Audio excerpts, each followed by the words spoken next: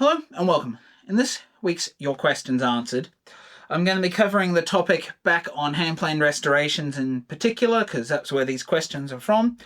And this particular question is, what paint did you use in that video? Now, I can't recall whether I included the paint type in there. I know I've mentioned it a few times before in a couple of the restorations, but that footage might have got cut. So what I wanted to cover is the very first paint that I used to use, and now the paint that I am using that you can see over here. And I'm not sponsored by these, it's just what I picked up locally and I've read online works well, and I agree. So what I used to use was Rust-Oleum KU or Canon Black Satin 2x Ultra Cover. So that was a paint and primer all in one. Now, I started finding that paint a little uneven in its application. It doesn't have as good a spray nozzle as these ones here, but that's nonetheless. But what I didn't like is that the paint was quite thick, and so in certain circumstances where I was only missing a little bit of Japanning, I wouldn't come in and prime the coat, and I'd just want to put a couple of light coats of paint across the top, and I found that it left it too thick and would always fill in the lettering on the hand planes, and it'd be a little bit of a mess. And so I stopped using that, apart from it also being more difficult to get a hold of. And I looked online, and the Duplicolor engine enamel with ceramic, which I just get from Super Cheap Auto here in Australia, or a lot of the car places have it, and that's what I've been using here in the black. And you can also get this blue, which is what I used on this one just here, and it's a pretty close match for the Record Blue. It is slightly lighter in my opinion, but if you actually put it over the top of a black etching primer, it'll give it slightly darker color, and it's a pretty good match in my opinion. So there are two types, at least in the black. You can get the full gloss, which is what I've actually used on all of these ones here, and you can also get a low gloss, which I have over here, which I didn't realize it was low gloss, and it just doesn't look as good. It looks dull, and in my opinion doesn't match what the Japanning actually looks like, which is a brighter color. So stick with the gloss one if you can get it. I mean, the low gloss will work, but try to avoid the low gloss. The low gloss number is D1634, and the full gloss one, or actually I believe it's semi-gloss, is D165. So Duplicolor engine enamel with ceramic is what it says on here, and this can deal with heats up to 500 degrees Fahrenheit according to the label.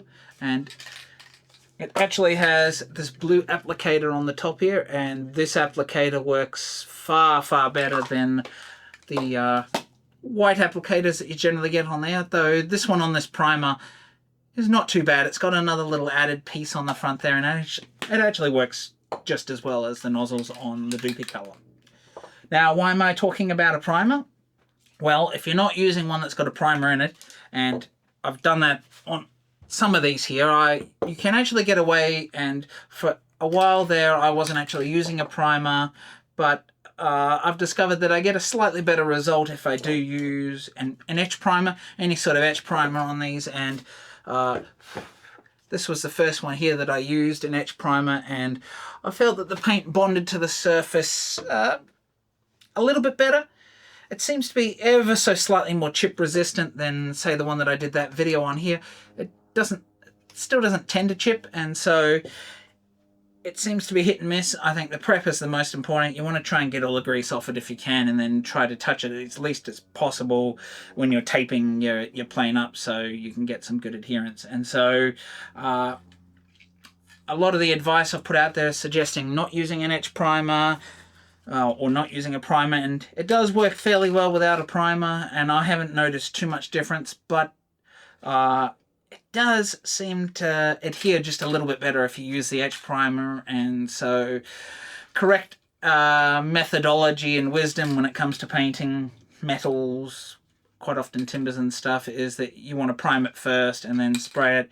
So if you can find a decent etch primer, which I struggled for ages to actually find one that I liked, and it's more important, I think, on applications of devices that are moving around a lot more than a hand plane, because there's not much contact with anything on the metal to actually chip it.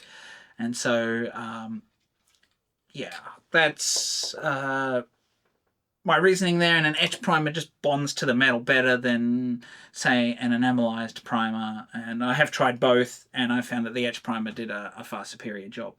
Now, a lot of the primers you get are lighter in color. This one happens to be a black etch primer, and the reason I did that is if I sprayed over this and I miss a tiny little skerrick, I'm not even going to notice it, and it's already primed, so it looks black, and so it means that I don't have to worry about it if I missed a tiny spot. However, if you do use a lighter primer, you obviously got to let that dry first, and it does let you know where you missed spots. So that's up to you.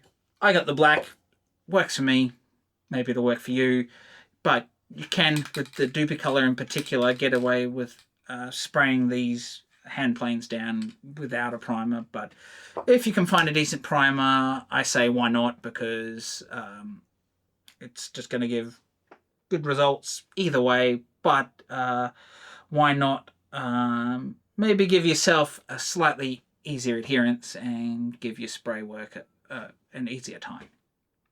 Although you do need to let it dry first. But this one dries fairly quickly.